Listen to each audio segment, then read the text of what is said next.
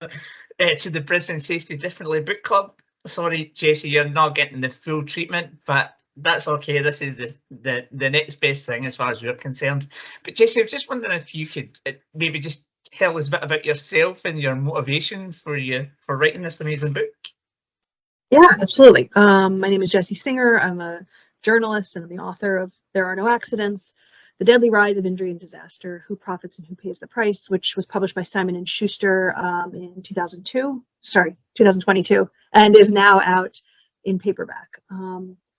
The book was inspired by a horrible thing. My best friend, who was killed by a drunk driver in 2006, he was riding his bike along the West Side Greenway, which is a protected bike path that runs along the west side of Manhattan. And he was killed by a driver who mistakenly turned and entered this path and drove downtown for more than a mile. And the man who killed him was drunk and speeding and went to prison. And for a long time, I wasn't going to write a book. It was just a horrible thing that happened to me.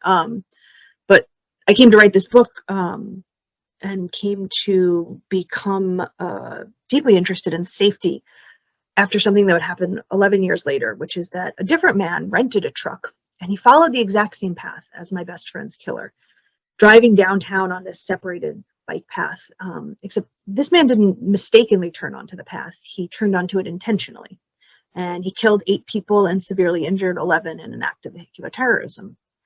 And I remember at the time being so shocked because it was the exact same thing if you looked at it one way, right? It was the same mechanism of injury, it was the same location, it was the same setup of the event, and the only thing that was different was the intention. But the two different events were treated really differently in the media, by the government.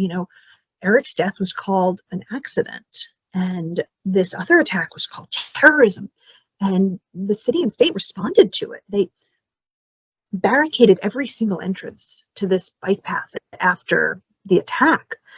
And for me, it was this shocking realization that accidents don't matter, even though they're wholly preventable. Because what was done to, protect this path could have prevented Eric's death.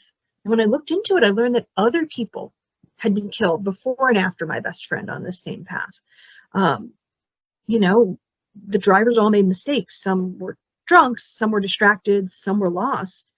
Different mistakes, but all of those mistakes were just chalked up to accidents.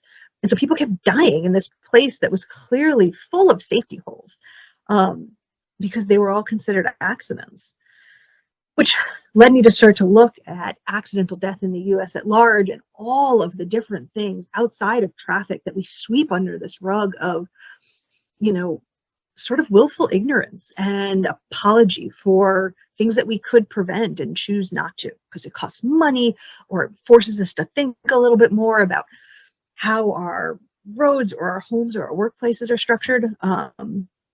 And after that, my background as a journalist, and I just became sort of obsessed. And the end result is this book.